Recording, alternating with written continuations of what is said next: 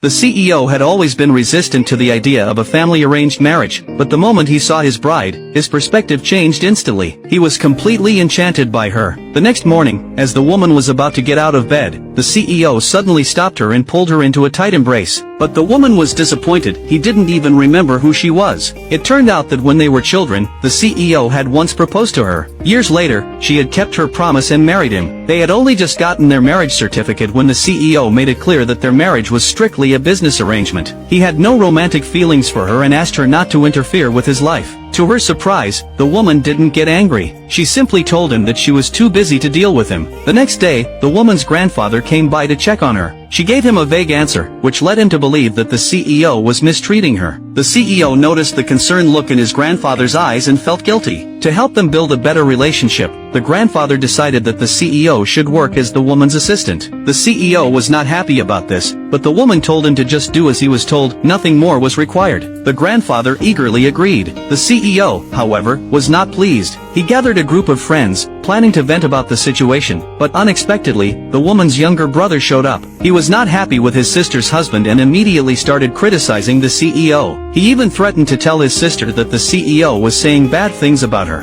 The CEO, caught off guard, quickly backed down and found an excuse to leave. That evening, the CEO waited at home for the woman to come back from work. When she arrived, he pretended to be absorbed in his game. But the woman saw right through him and casually mentioned that she would start coming home earlier. The CEO turned red in embarrassment. The next day, the woman ran into her brother at work. He asked her why she looked so out of it. She said it was because she hadn't rested well. The brother, however, immediately assumed that the CEO was the cause of her bad mood. Without hesitation, he went to the CEO's office and punched him. The CEO was completely confused and asked why he had been attacked. The brother simply told him to treat his sister better from now on. The CEO apologized right away and promised to do better. Back at home, the grandfather asked about the fight, and the woman was concerned. But the CEO, feeling embarrassed, shyly brushed it off. The woman smiled and comforted him, gently touching his face. This simple gesture made his heart race again. That afternoon, during a meeting at work, the woman received a message from her brother saying that the CEO was having dinner with a scheming woman. The woman immediately rushed to the restaurant. When the CEO saw her, he panicked and told the scheming woman to give up her seat for the wife. The scheming woman was unwilling, but as soon as the woman sat down, the scheming woman began suggesting that she should divorce the CEO. The woman calmly replied, "Give me $10 billion,